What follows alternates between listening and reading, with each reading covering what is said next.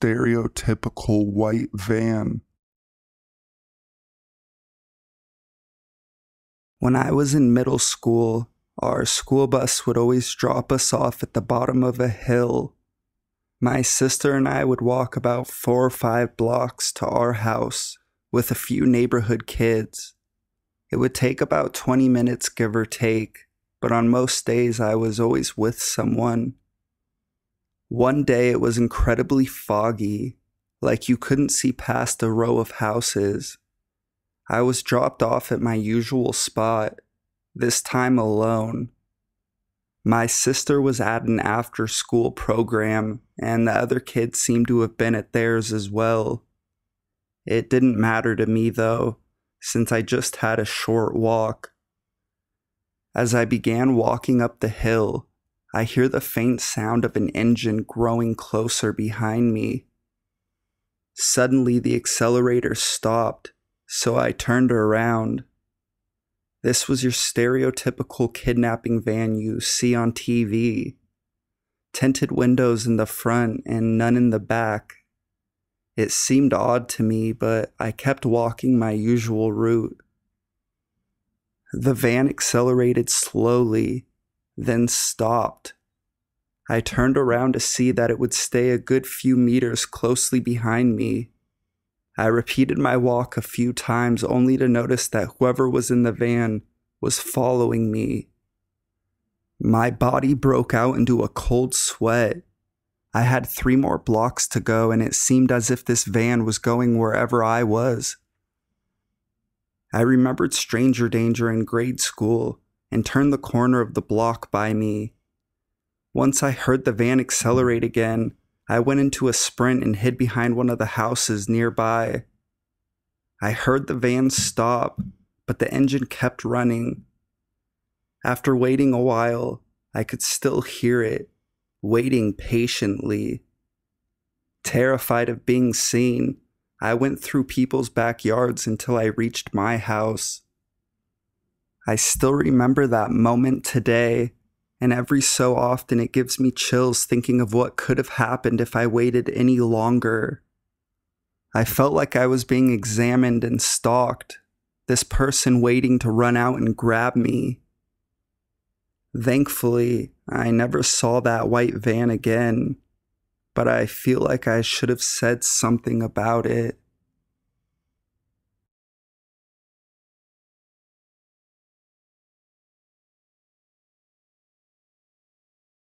Scraggly man walked into my house.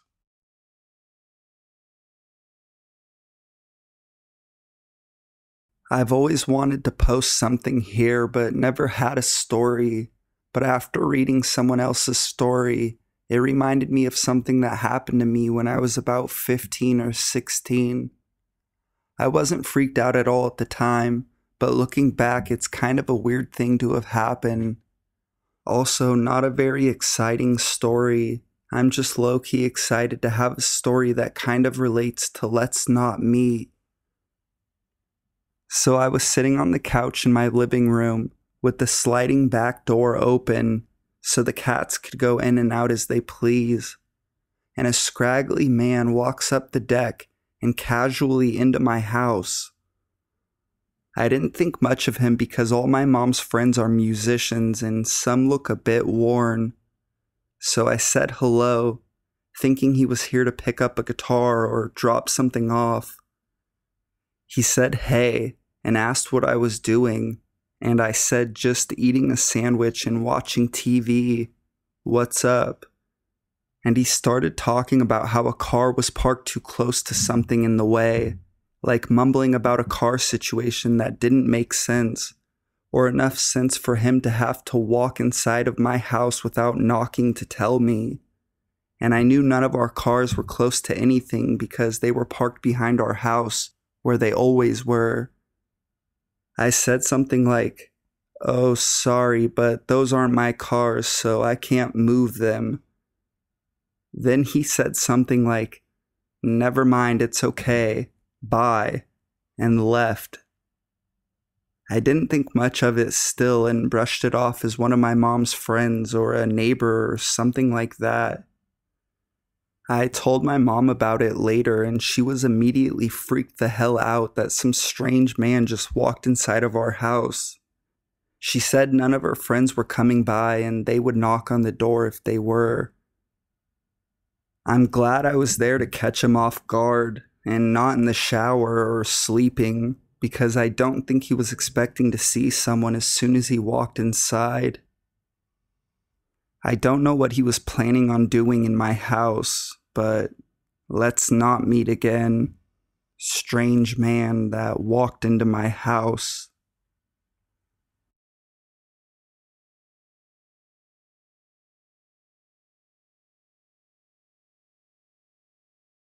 The locks of the house slowly turned.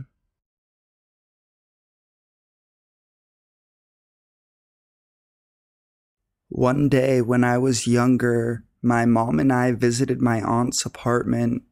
It's a giant-looking house with a side driveway that leads around the back to a small parking lot for tenants, with the house's entrances being off to the side facing away and hidden from the busy street.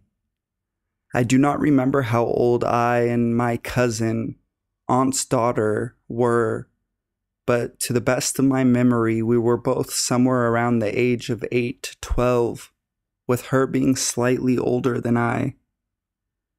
So my aunt and my mom decided to go shopping, and we're then going to pick up a pizza on the way back for us all to eat.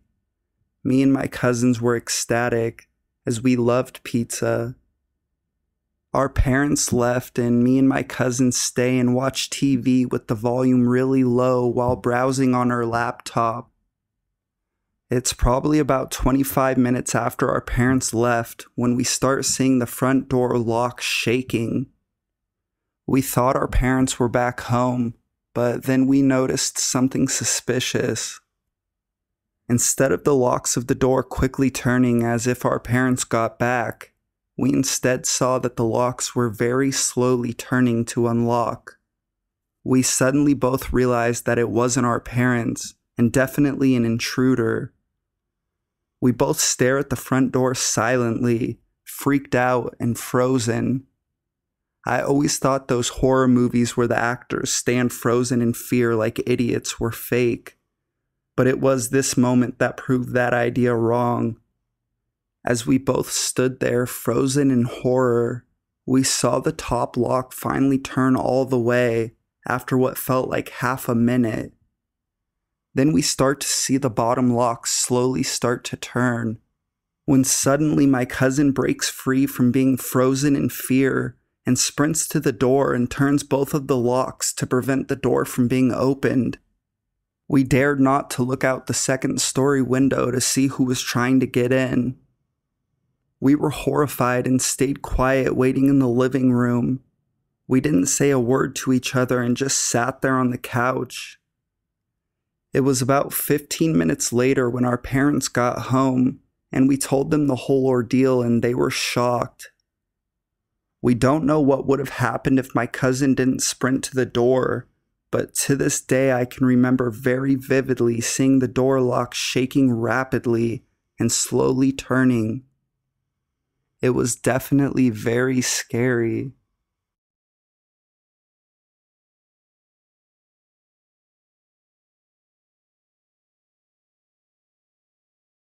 Almost kidnapped from house.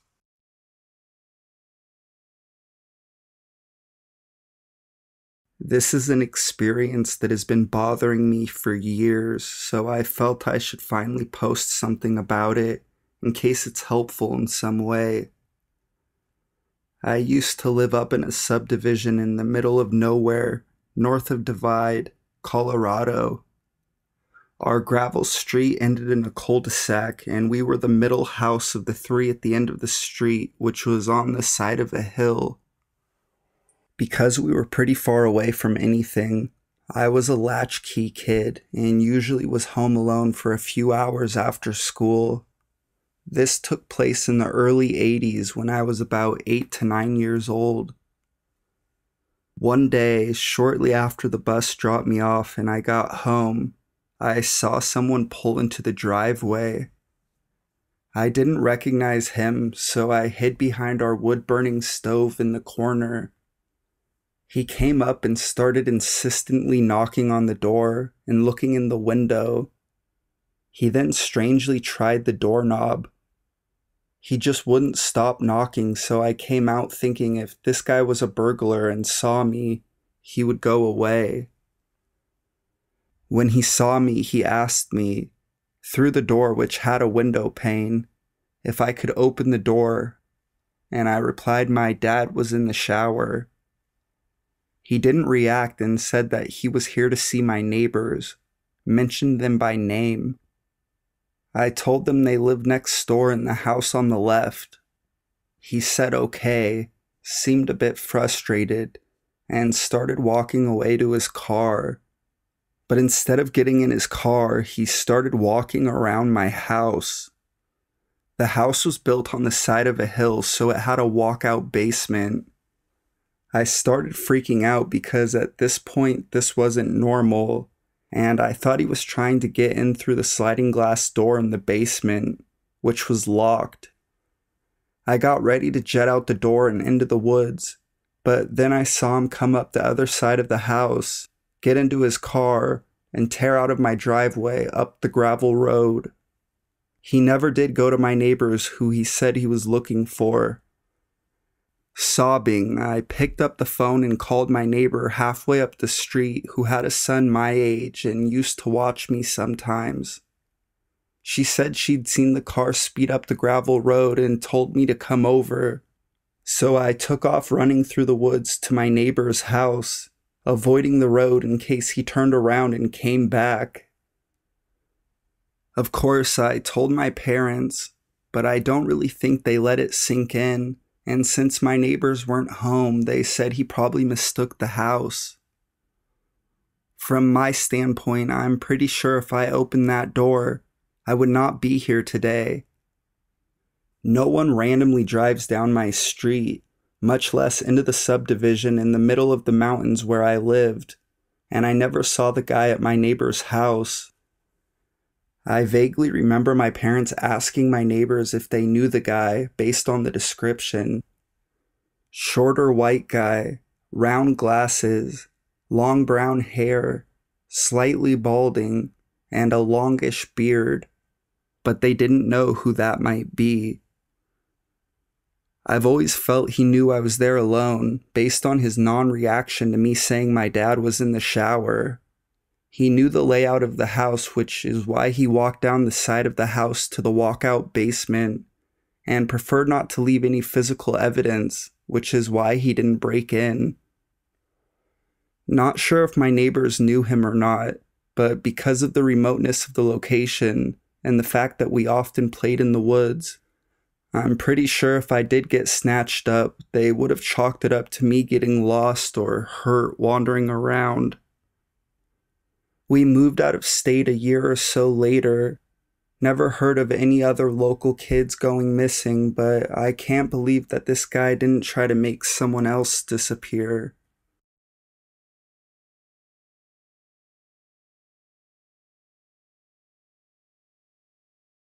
Someone's messed up shooting practice.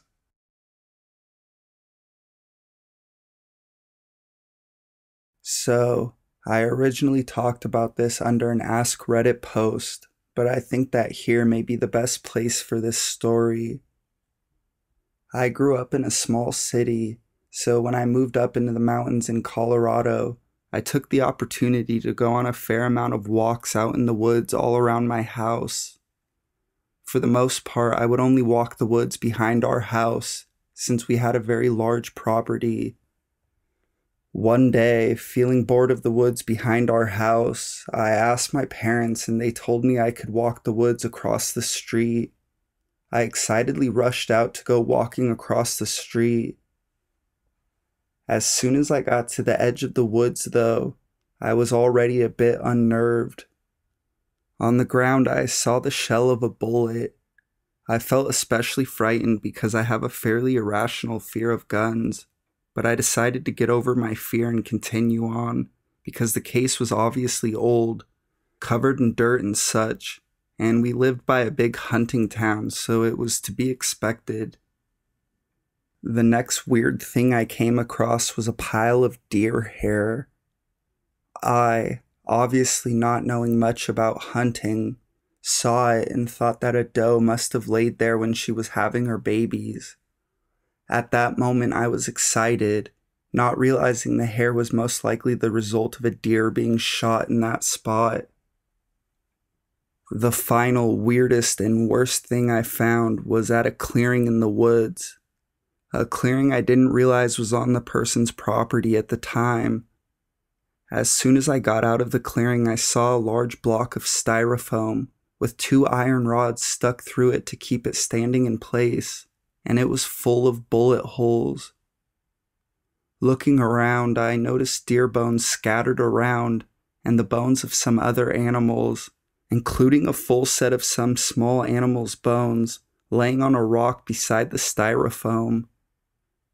Confused and not quite sure what I'd found, I decided to go and get my parents. When I got them to come, I first showed them the pile of hair, and they pointed out to me how it was probably where a deer had been shot. Then I led them to the styrofoam, and the first thing that they pointed out was that we were right in someone's front yard.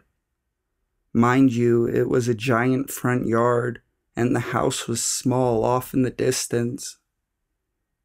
After looking at the dead animals, we noticed 2 things. Not only did one of the animals have a chain around it, chaining it to one of the poles the styrofoam was on, but some of the animals I couldn't recognize at first were obviously domestic cats and dogs. At the end of the day, all we could do was walk home. It sounds terrible, but the animals were obviously dead for a long time, and we believe that they were killed by the crazy former owner of the property we were on. The owner was long gone, and the police force in our town was so small and poorly trained that they probably would have simply gotten mad at us for being on someone's property and not really care about what we found. I'm sad that we couldn't do more, but I genuinely believe no justice would have come from calling the police. So, terrible person who used people's pets as shooting practice? Let's not meet.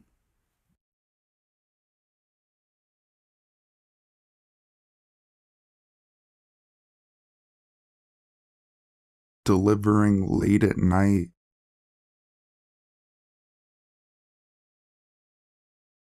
Hey guys, after reading tons of stories here, I remembered one of my own.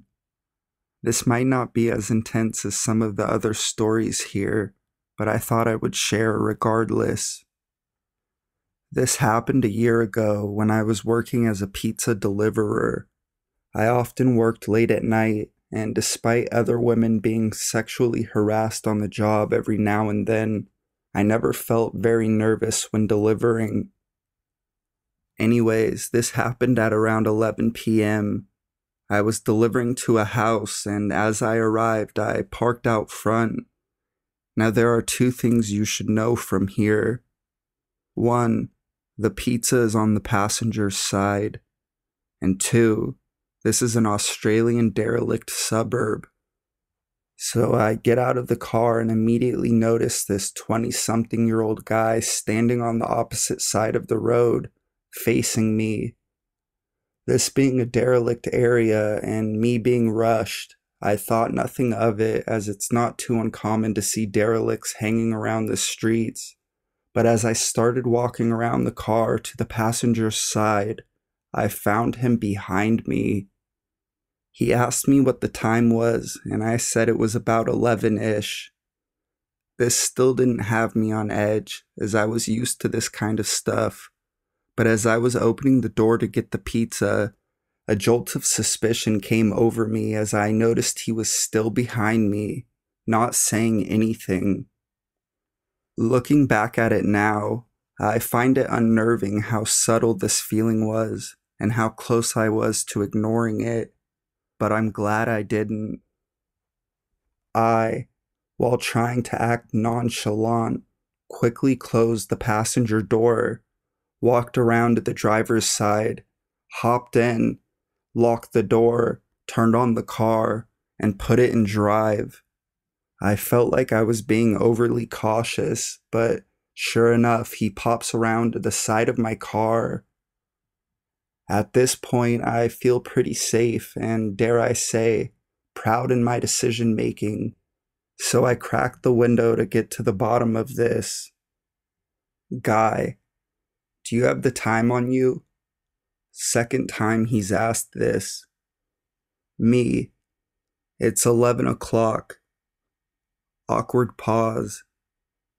Guy, can you please give me a lift? I need to go to my friend's house and it's where you're delivering. What? Me, no. Guy, well, I know whose pizza that is. It's my friend's down the road. I'll show you where it is if you can give me a ride there. The conversation went on, but you get the idea. This guy was persistent. I eventually told him to get out of here, and I was calling the police. I closed the door and started dialing. As I was speaking to the police, he started yelling and banging on the window really hard. Thankfully, he eventually left and the police came and searched for him while I delivered the pizza. Stuff like that happened every now and then, but despite most of it just being immature sexual harassment, I thankfully learned to be alert whilst on the job. I don't know what he wanted, but I'm glad I didn't find out.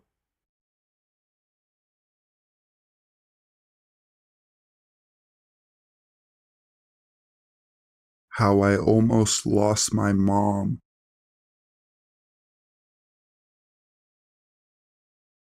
Being from a third world country, you see a lot of shit happening all over. You never think it's gonna happen to you. After all, you're careful. You know better. You mind your own business and everything is gonna be 5 by 5. My mom is one of the strongest women I know. She is one of 15 siblings, which I think toughened her up and made her a woman of strong morals and a no-nonsense attitude. She is one of the oldest of her siblings, so she has that nurturing mama bear thing down. She'll take crap from no one, and when confronted with fight or flight, she'll fight every single time. Like the one time my mom was picking up my sisters from kindergarten, and some asshole tried to snatch her purse. She took notice of him walking towards her with no good intentions, and she told my sisters to hold on to her skirt, and when the man made his move, she just pressed her thumbs against the man's eyes and scratched him wherever she could reach him. She's gotten mellow later in life, but for me, she is still the epitome of love and strength. This is the story of how I almost lost my mom to road rage. I was 10. It was a Sunday and I had gone to the swimming pool with my friends. My dad was supposed to pick me up at around 5 p.m. By 7 p.m. I was fuming, angry, and decided to walk back to my house. It is probably a 20-minute walk. I got home and was mad, and my sisters were scolding me because it was dark and dangerous for a 10-year-old to be walking back on his own, and that dad had gone to pick me up like 5 minutes ago. I didn't care. I was pissed off.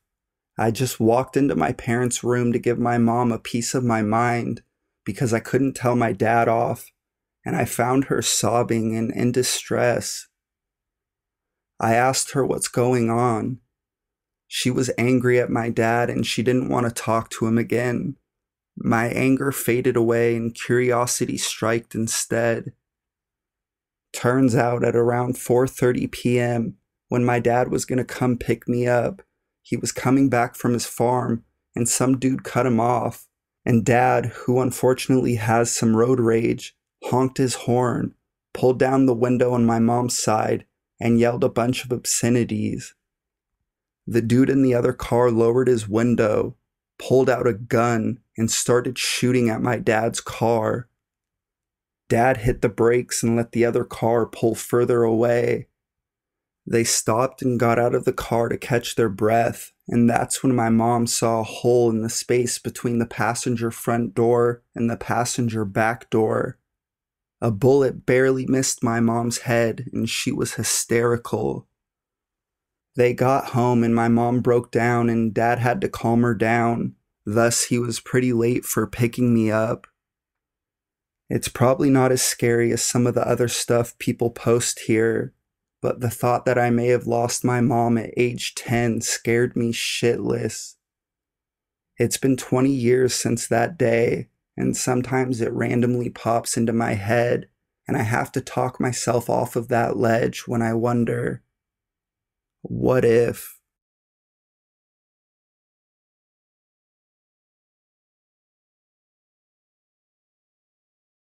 Blank, hollow eyes while he moved around me.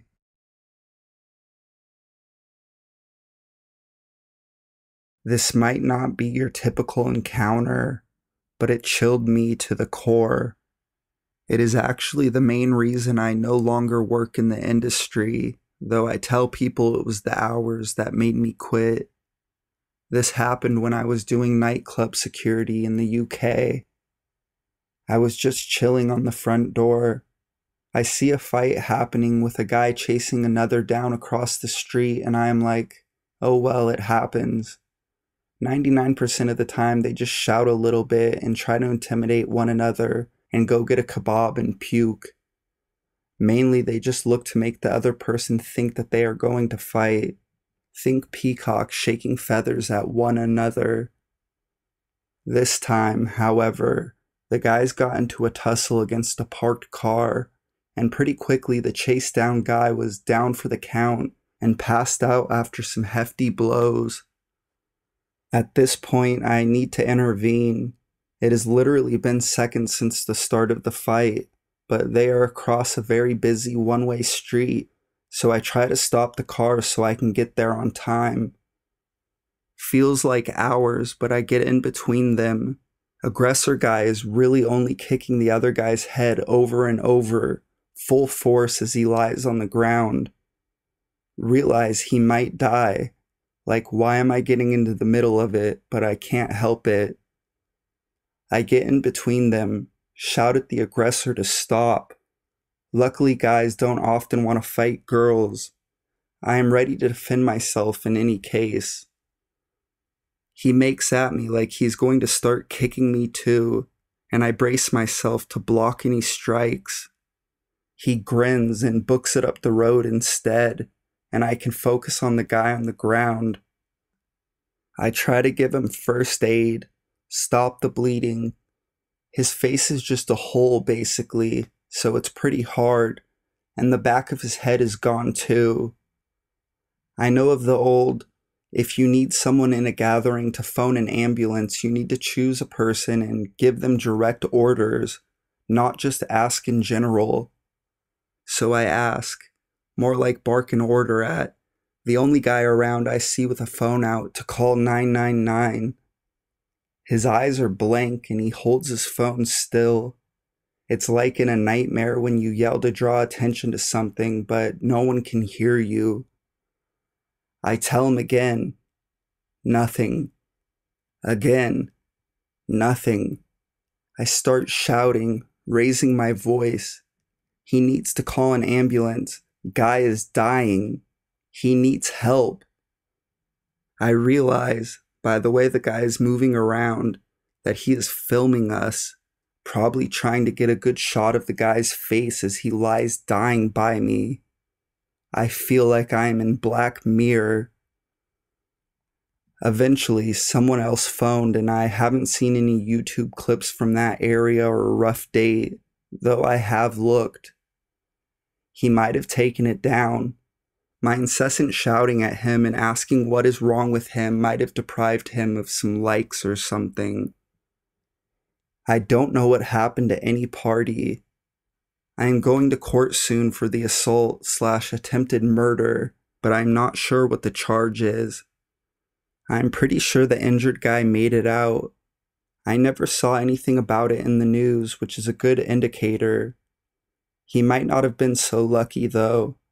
I am sure he stopped breathing just before help arrived. I just pray that if something happens to me or someone I care about, bystanders will call for help instead of trying to capture suffering on film.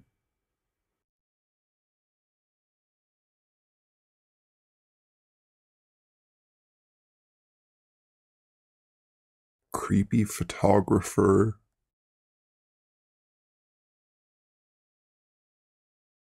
This happened about 7 years ago, when I was around 19.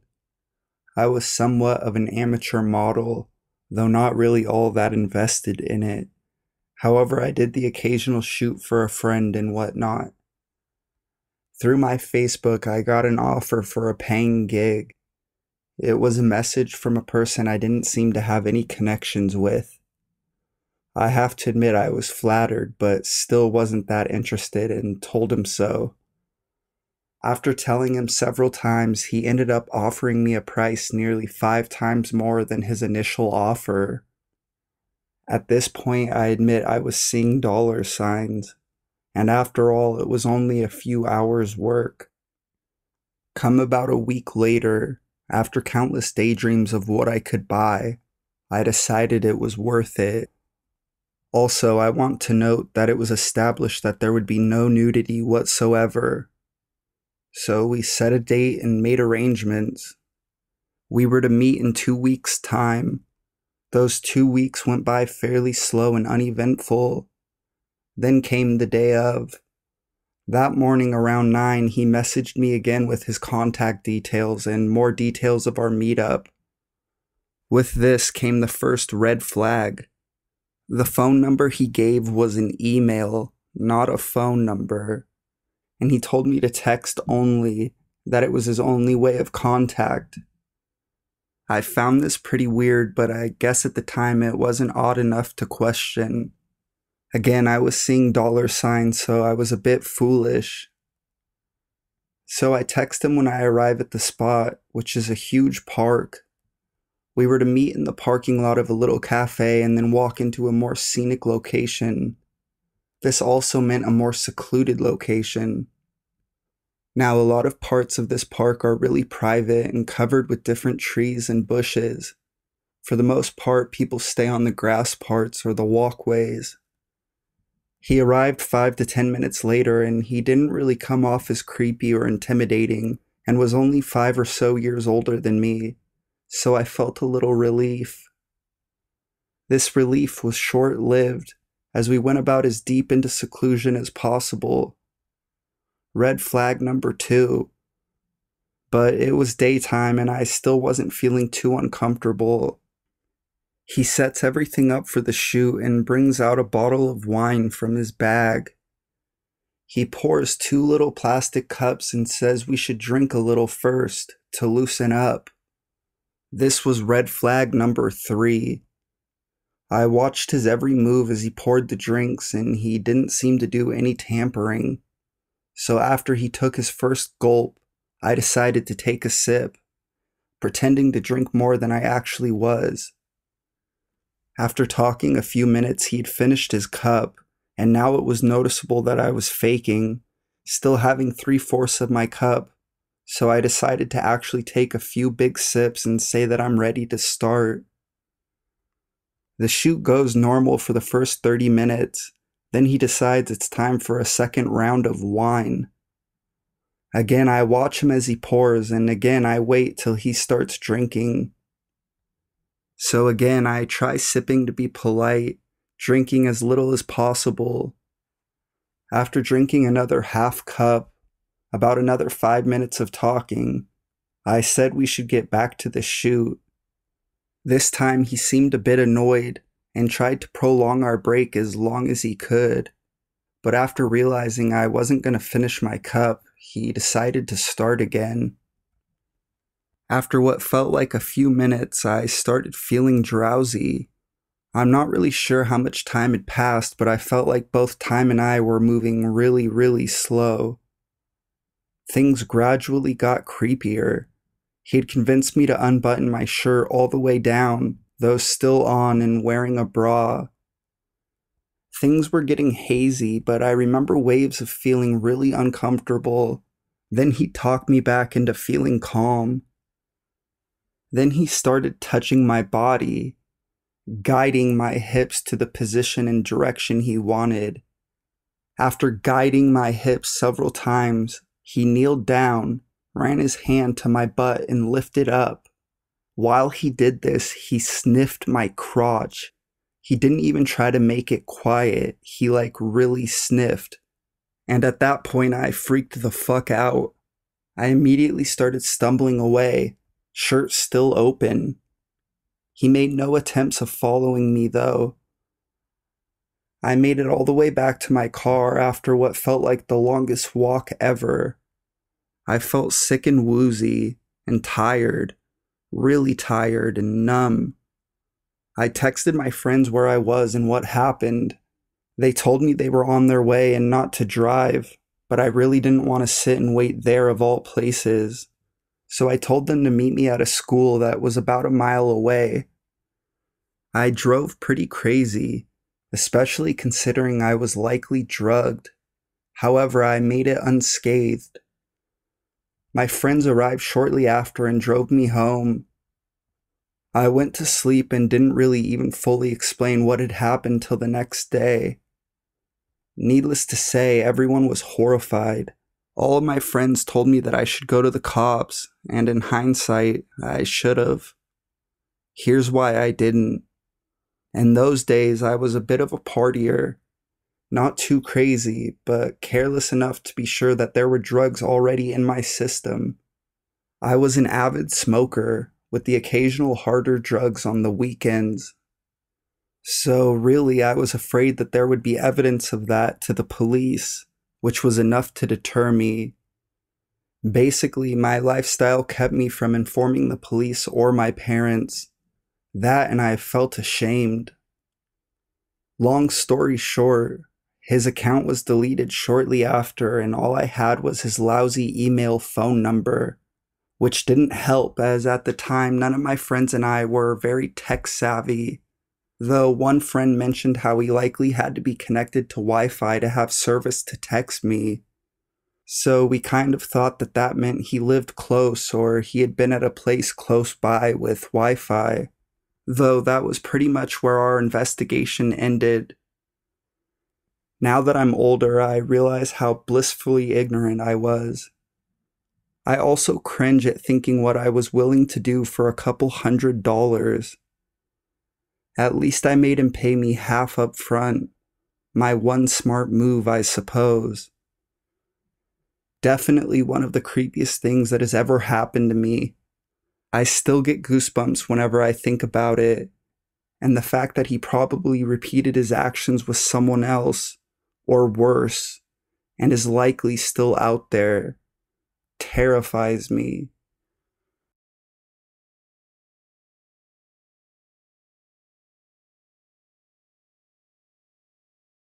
He wanted to show me a picture.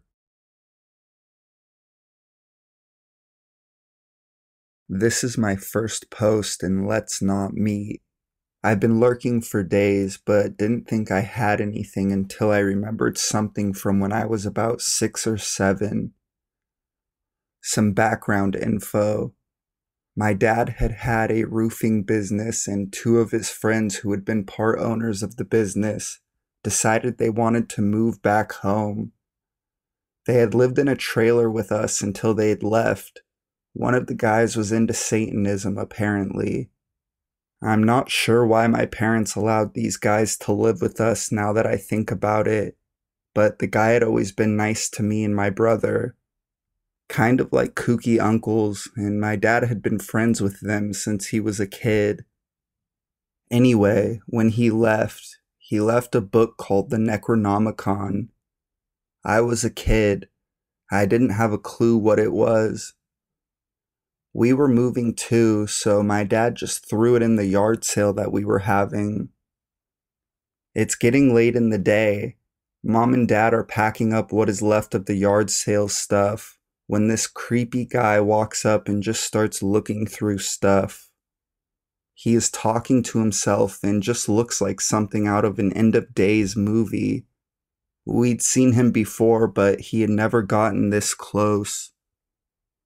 He picks the Necronomicon up and proceeds to tell my dad about how he is the devil and wants to buy the book, the whole time just eyeing me and my brother. My dad snatches the book from him and tells him to leave. He isn't selling the book to him. Guy gives him an odd stare and does his slow walk-off talk to himself thing.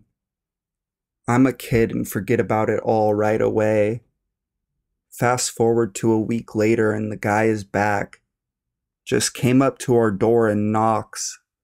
Dad opens it and he leans in and looks around, sees me and his eyes light up. Starts telling my dad that he saw a picture of me at this circus and he wanted to take me to see it. I'm a little kid just excited at the idea of a circus and there being a picture of me there. I'm jumping up and down asking to go. My dad tells me that there is no circus and there is no picture, pushes the guy off the porch and tells him that if he ever comes near us again, he would kill him. We moved soon after this, but I still went to the same school. For like a week straight, I noticed a girl I used to live across the street from at the trailer park wasn't at school. When I did see her again, she didn't look the same. She was quiet and withdrawn. Later, I'd found out that the very same man who had been trying to take me to the circus had molested her. I'm sorry if this is all over the place. It happened over 20 years ago, and much of my childhood was crazy like this. I'm just glad my dad was there. And to the man who wanted to show me my picture, I'm glad we never met again.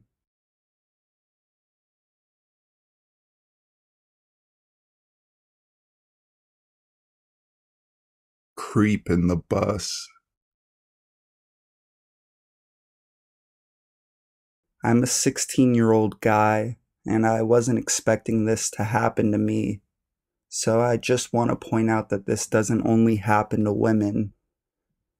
2 days ago, I was coming back from school. For background information, the bus students go to goes to the center of the town. I take that one, and then I take another bus to get to my stop, where I have to walk maybe another 200 or 300 meters to my house. I took the bus from the school towards the center, then waited at my stop. There were other kids from the other school that waited, and the creep. He wore his hat down and was glancing at me every now and then. I ignored him by putting my earphones on. This lasted for 10 minutes until the bus finally came. I forgot about the guy, but was still creeped out. I got on the bus and took an empty seat. I noticed the creep get on the bus too, and he was walking towards me. My red flags weren't out yet, but I still checked just in case. He took a seat behind me, and then the bus started heading to the next stop. I heard something in the background of my music. I turned the volume down and I heard a voice from behind me, from the same fucking guy. I pressed pause and heard him ask, "Hey, I think we live near each other. Can you just tell me at which stop we are supposed to leave?" Of course, you'd think it's stupid of me to tell him the truth, but it'd be a bit of an asshole move to tell him bullshit if he lives near me. The bus approached near a stop that is 5 or 6 stops from my place. I changed seats, imitating as if I needed to get off the bus. The creep moved too. God damn it, he's lying and is following me. I then waited for one of the busier stops, and God was with me because there was a crowd of teens, probably planning to smoke and drink. As soon as the doors opened, I ran the fuck away from the bus and crossed the roads and entered a random shop. I kept my head down and looked out the window. As soon as the students were separating, I looked for the creep, and I could see him looking for me. I took off my hoodie and put it in my bag. I then went to the bathroom to make my hair wet. I fucked my hair up to make myself look at least a little different, and then left the shop. I walked a long way towards the next stop, making turns at every possibility. After walking around a bit, I went to a small cafe and waited there. I sent a text to my dad to see if he can come get me. He asked me why, and I told him the whole thing. He picked me up like Usain Bolt and then drove me home. I don't know who the hell the guy was and what the hell he'd planned out. I don't think he lives near me, and I fucking hope not. But whatever the fuck it is, creep in the bus. Let's not meet.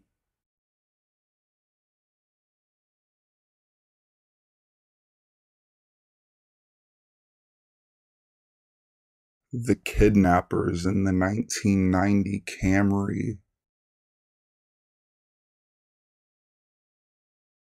So I saw an article on here earlier which gave me flashbacks of my encounter and wanted to share. To give you an idea of where I'm from, I grew up in a nice middle-class neighborhood in Maryland, about 15 minutes from the border to DC. We never had any serious crimes in our neighborhood, just the typical petty theft from people leaving their car doors unlocked. It was a cloudy, chilly Saturday in October of 1993. I was 8 years old. My brother James was 12. We had just left his friend's house after playing street hockey on his driveway for hours, and we had to get back home around 5:30 p.m. His house is a couple of blocks away from the elementary school, and basically across the street from the school is a pretty big-sized park. Its entrance has a fence with a path that separates the fence. Along the street, the fence continues into a backyard of a house, which sits on a cul-de-sac. My brother and I, on the left side, approach the four-way stop sign and notice a white 1990 Toyota Camry sitting there. We didn't think anything of it and walked down the sidewalk towards the school. I was talking to him about Art Monk, the Redskins, and how we could use the Beckett to write to the stadium and hope to get an autograph. We got the autograph. I realized James was oddly quiet during my idea about writing to the Redskins. I asked him if he was listening, and he said, "Keep talking, act cool, act normal, don't look back, okay?" Confused and nervous, I responded, "Okay, what's going on?" During my talk, my brother was paying attention to the Camry that was driving very slowly behind us. We played it cool, walked our normal pace, just about to pass the school. I continued my talk while we were approaching a big field that sits directly across the entrance of the park. My brother put his hand on my chest, which made me stop immediately. He turned back and glanced at the driver. I wasn't sure if it was to see how the car would react, if he wanted to make a move across the street into the park, or if he was trying to see a license plate. However, when we stopped, the car stopped. This time I got a good look. The driver was female, brunette hair to the shoulders. She almost looked drugged. She never blinked. She looked straight ahead, not at us, not to the side, straight ahead. The passenger was the intimidating one. He was red-headed, long hair, and had this angry look, his eyes watching us intensely. To be honest, he looked like the comedian Carrot Top, an evil-looking Carrot Top. After getting a good look and realizing the situation we were in, I started to get nervous. I was breathing heavily. My legs felt numb. I looked at my brother and he just said, "Keep walking." What was weird about this day, there weren't any other cars on the road. It felt like a ghost town all of a sudden. It was just us and them. We continued walking towards the next block when the car all of a sudden started merging into the other lane. He was going to block us off, and then who knows what. My brother, being older than me, was faster than me. He knew it. I knew it. Staring straight ahead and looking at our options, my brother said, "On the count of 3, run, okay? Run as fast as you can and follow me." Before I could even accept the deal, he started his countdown. 1, 2, 3. He is off and running, and I'm trying to keep up. The car slams on the accelerator. James is able to run across the street. When I try to do the same, the car almost cuts me off, and I could feel the bumper against my pants. The Camry now has to back up and accelerate again after us. My brother made the move across to the right side of the street, and I followed as fast as I can. I realized he was making a run for our friend's house. He gets there and is ringing on the doorbell, banging like crazy. The Camry catches up. The passenger gets out of the car. As soon as he gets out, my friend's dad opened the door. James rushes in. The redhead gets back into his car, and I dive through the open door. My friend's dad runs out towards the car, speeding off. He yells something as he tries to get his license plate. I'm crying. My brother's crying. My friend's dad is even shaken up. Even though we live a block away, we had our dad come pick us up. We called the police, wrote a report, and they said that they'll keep their eyes open. On Monday, we notified the elementary school about our ordeal. However, they didn't do much to let the public know. It wasn't until the next week that they sent out a flyer to the rest of the parents, and cops began patrolling the neighborhood. See, during the week, 3 other cases happened with that white Camry following kids. One was even more terrifying than my experience, where the kids were jumping through backyards because the redhead was chasing them through the park. After that week of disturbances, everything stopped. I never heard of an arrest. I don't know if they moved on to another city or state to try to abduct kids. All I know is that they terrified our neighborhood that year, and it took a little while for things to seem normal. The brunette, I always wondered what her role was.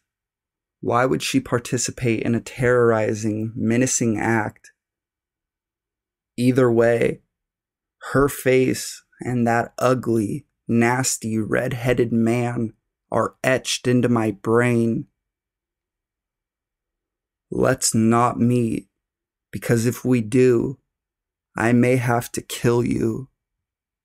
Hopefully you're in jail, rotting away, or already dead because you're a scumbag. Here are some pictures of the neighborhood to get a better idea.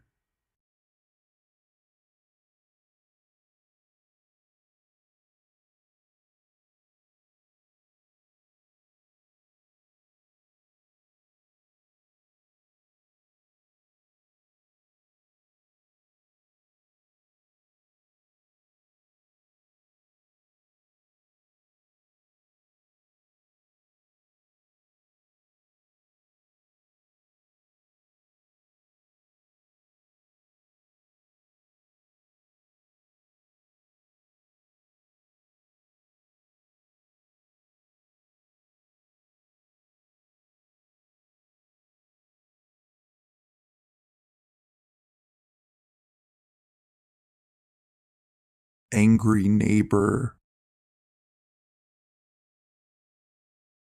So the backstory is that my neighbor has an illegal extension at the back.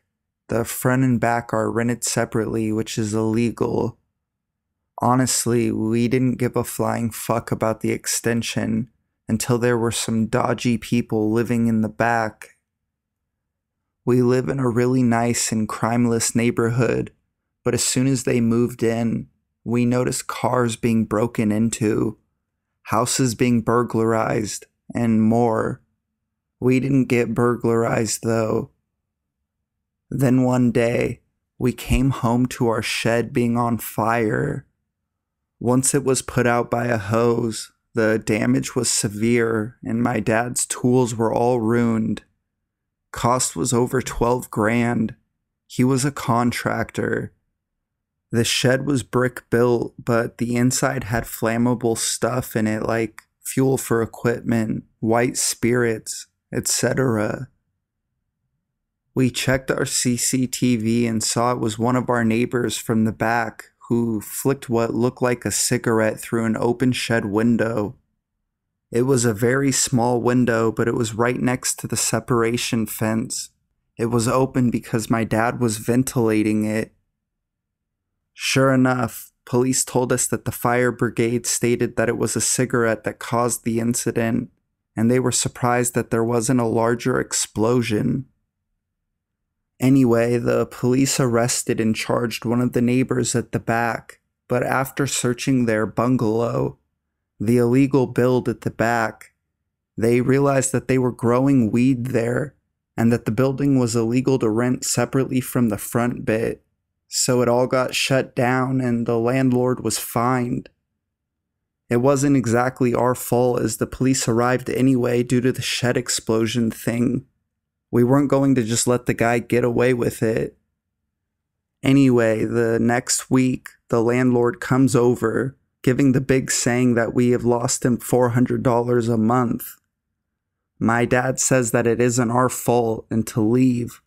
He also says that it was an illegal building, so it was the landlord's fault. Anyway, the next morning, we wake up to some oil, tar, petrol. Police told us the mix. Things splattered all over our wooden front door and stone driveway. Police were called and CCTV showed that it was the landlord. He pleaded guilty and was given 6 months, community service, and was fined for the damages.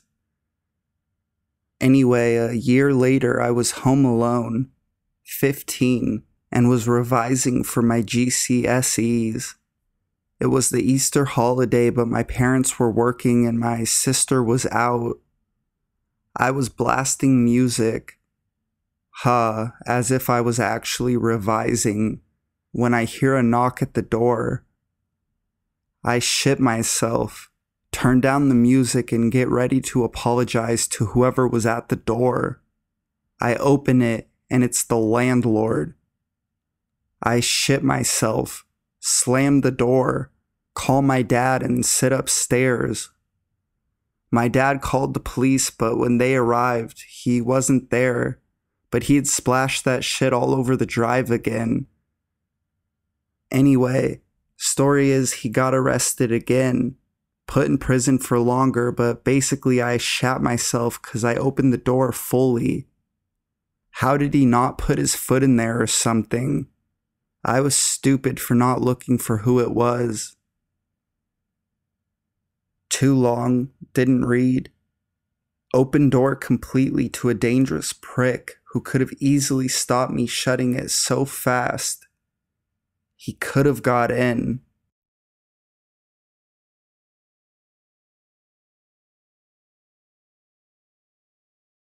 Completely oblivious. This past Thursday, things were rather routine at the supermarket that I work at overnight as a price checker and display manager. A coworker was supposed to be in but had called off earlier in the day, so I was alone. I didn't mind it though. Working alone has its advantages for an introvert like myself. The night goes well. After the menial price checking and creating a couple of new displays, I'm out by 2 a.m. I head home and wake up later that morning. I'm about to take a shower when the manager calls me on my cell phone and asks me if I could come in for a few minutes. I agreed, slightly confused about why, but headed out after showering and getting dressed. When I arrived, I saw a state trooper parked in the parking lot of the supermarket. Uh-oh, something must have happened. I walk inside and go back to my manager's office, where I find my manager sitting down at a table along with the trooper and the coworker that was supposed to be in with me the previous night. At first, I thought I was going to be busted for something I didn't do, or that my coworker and I were both screwed. As I took my seat, the trooper and my manager began to ask me a few questions regarding my last night. I explained it was routine and uneventful. My manager then told me that he had something to show me.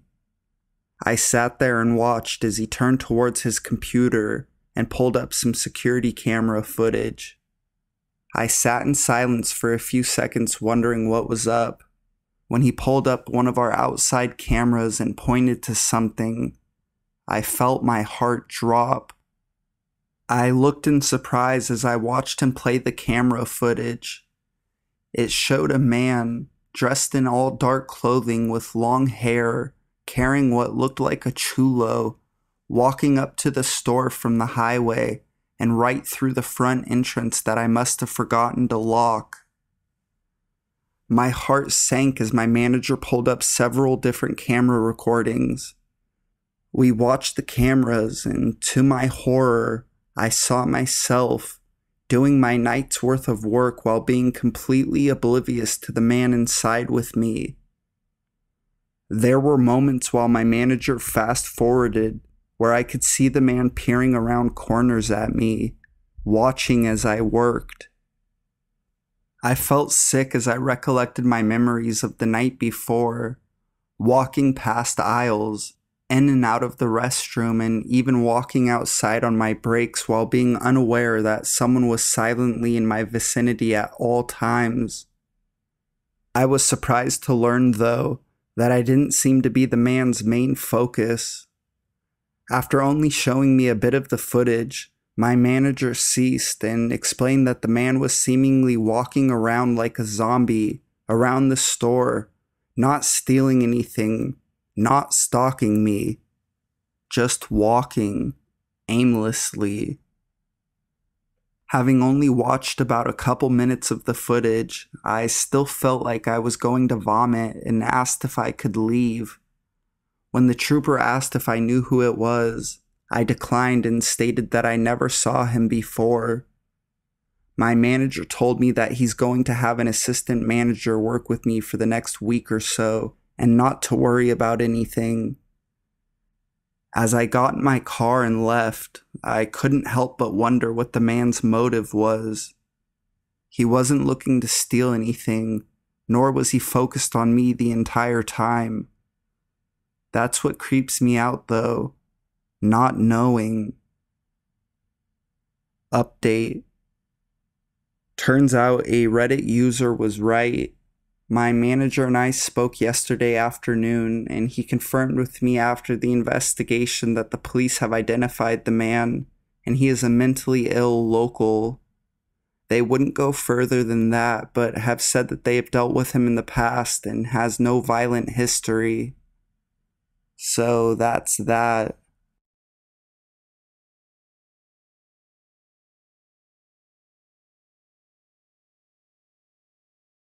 How to handle a potential stalker.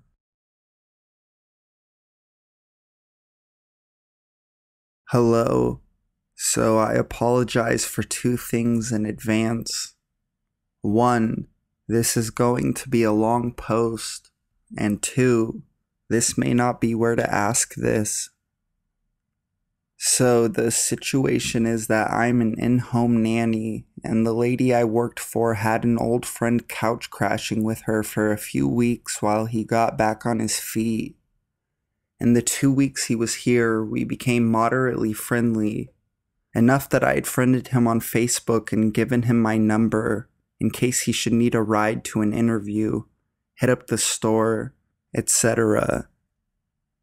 Well, after finding out he had stolen various things from her, money, hydrocodone, and beer, she kicked him out. That was last Monday, and every day since then he has sent me message after message of weird, randomly threatening things, saying he wants to use me, he's coming to the house I work at, that he's a cannibal. It has me very worried, and even after blocking his number and then blocking him on Facebook, he's been messaging the lady I work for and her boyfriend, asking if I'm at the house, where I live, etc. They have also blocked him, but I'm so nervous. Is this the kind of situation where I call the cops, or is there even anything they can do? Any help or advice would be greatly appreciated. Thank you. Edit. Thank you to everyone for the concern.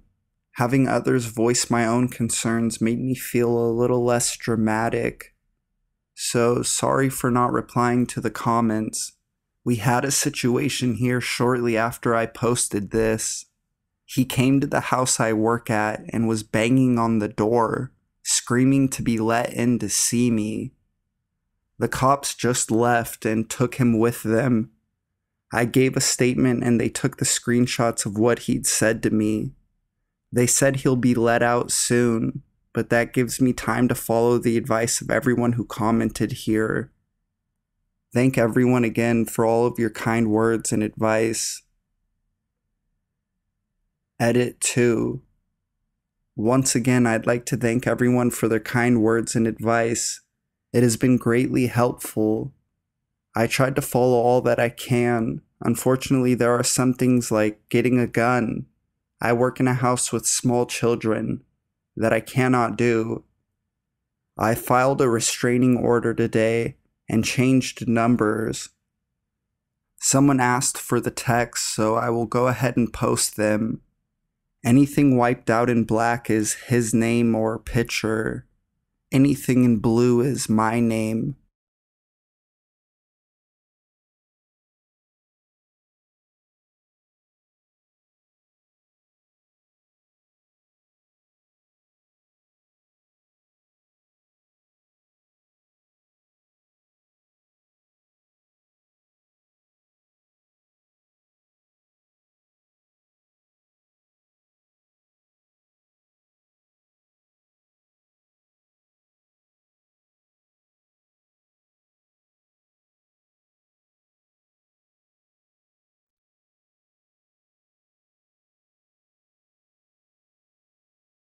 Would you hit my son?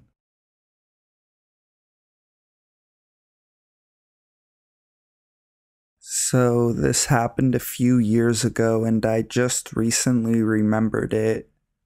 For a little background, I'm a 20-year-old female from Germany. When I was 17, I was in a long-distance relationship and was desperate for some extra cash because I spent most of my pocket money on train tickets to go see my boyfriend. So I put up a babysitting ad on the German equivalent of Craigslist. I soon got a call, not an hour after putting up the ad. I was greeted by the voice of a man.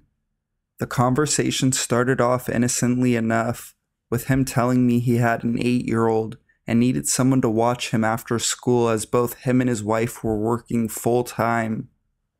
I told him sure, I could do that. I expected him to ask me about my experience with kids or something to that effect, but instead he went on to tell me that his son could be a little difficult. I told him that I didn't mind and that I'd find a way to deal with it. Would you hit him if he's being naughty? I was very taken aback by this question. I'm very against violence against children.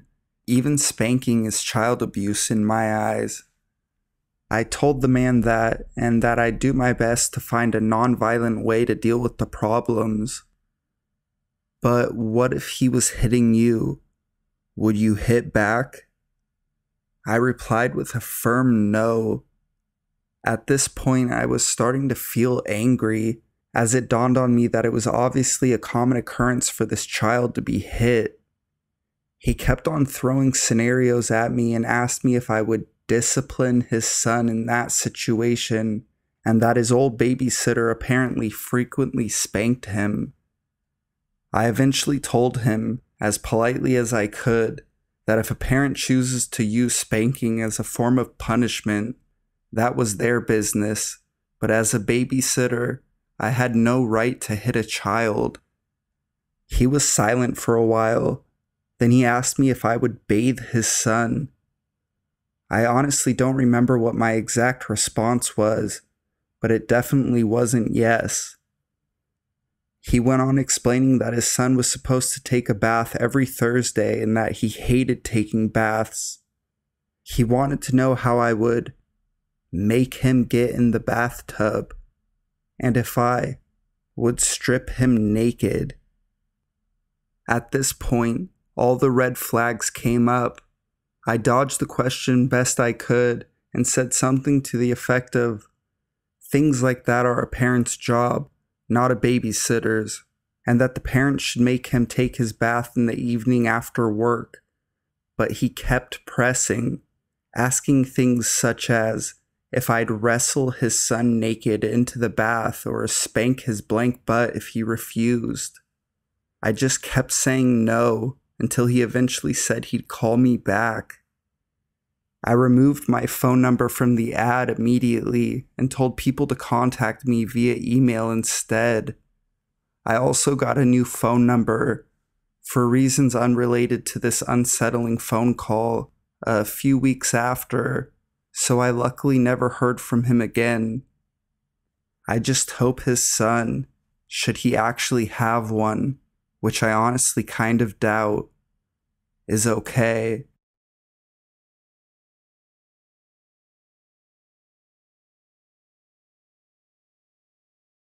My first job.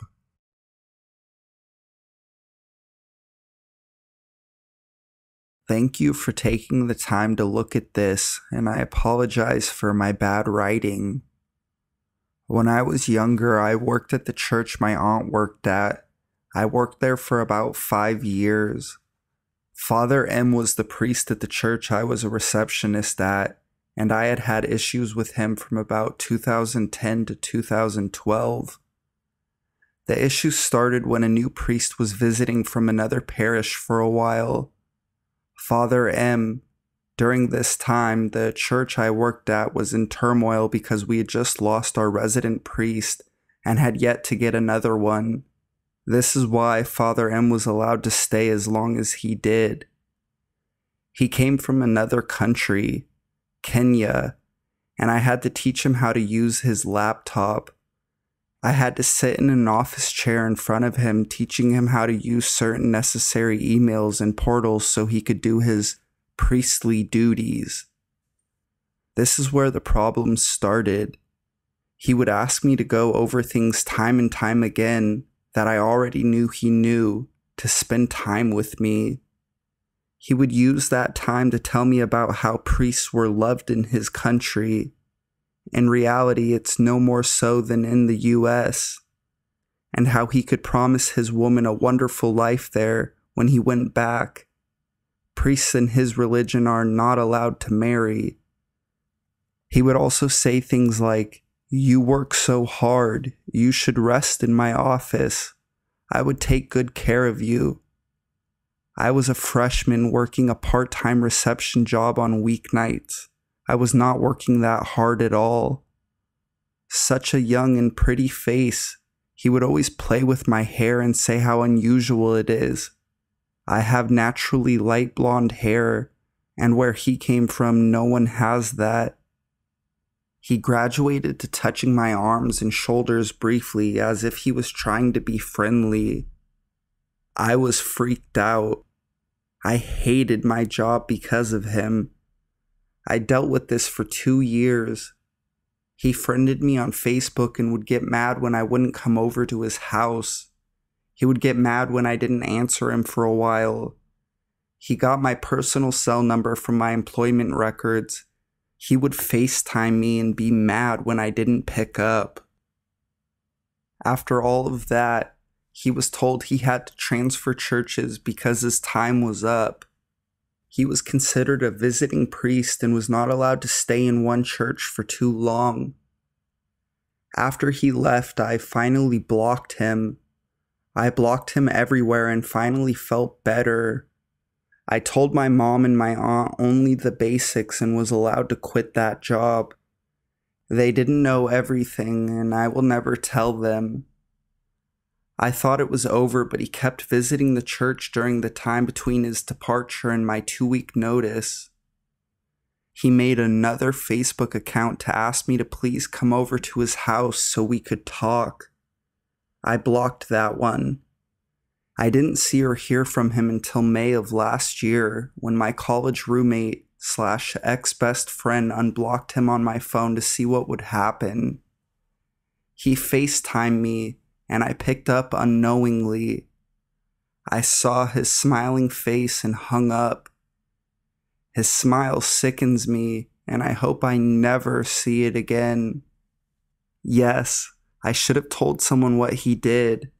I hope anyone else who faces similar situations will tell someone and get help. I've taken screenshots of one of the earlier conversations that took place after he got transferred. I blocked out all personal information for obvious reasons. And yes, I know I said I would visit him, but that's the stuff I had to say in order for him not to get mad at me. I will look for more messages to post.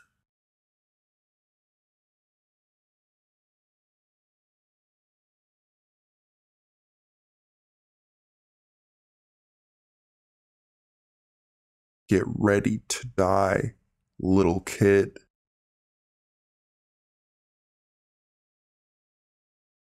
This just happened under 2 years ago, in July 2015. Sorry for any typos, I'm on mobile.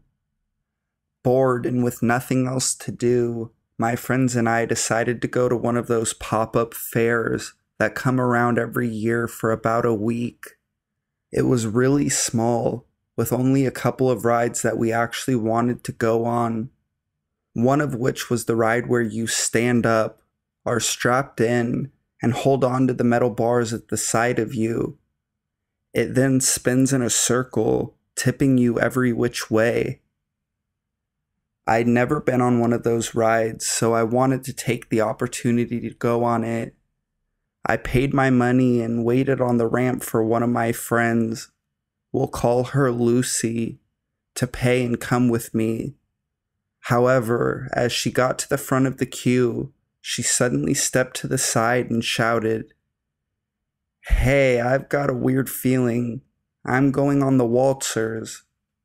Confused, I reply in elongated, "Okay," and head up onto the ride, on my own.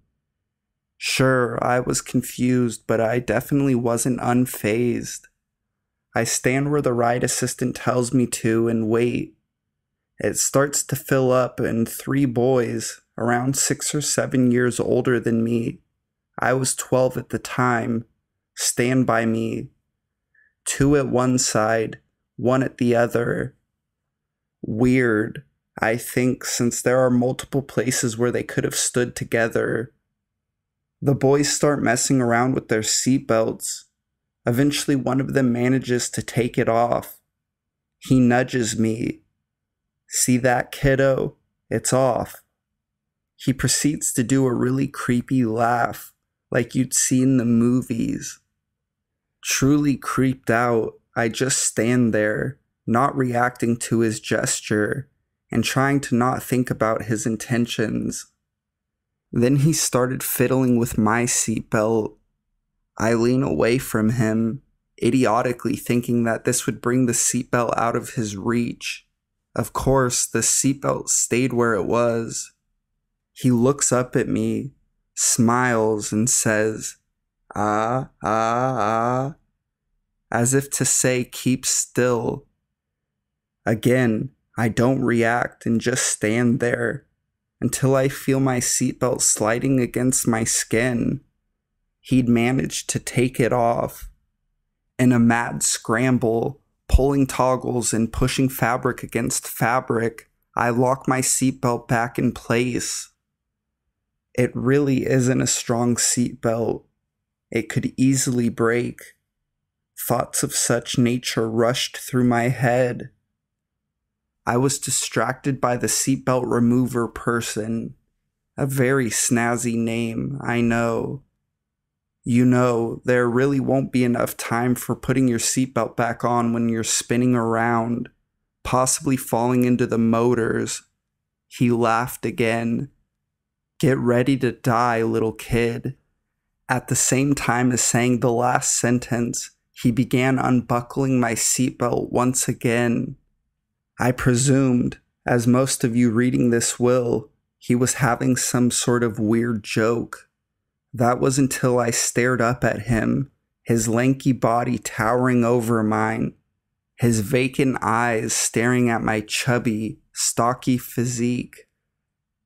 I help him on his mission to undo the belt. Click. I run to the exit of the ride, intending to reenact the scene of the Olympic hurdles. Of course, it's much harder to hurdle than it looks, so I do the ever classic one leg over, the other one on the other side, and roll off of the gate of the ride. I was free. I caught my friends on the waltzer car and hopped in it with them before it started spinning. It wasn't until I told them what happened when I realized what would have happened if the seatbelt was taken off. The ride, I'd seen from watching in the queue and from around the fair, wasn't going fast enough to provide the force to keep you at the edge. If I had fallen towards the center of the ride, I would have almost certainly been thrown into the mechanics. The protective fence was only waist high. A traveling fair doesn't often have safety in mind, so I would have been flipped over the fence. I truly believe that he would have unbuckled that seatbelt mid-ride. He honestly seemed insane. So I know it isn't as scary as some of the other ones on here, but seatbelt remover person, let's not meet.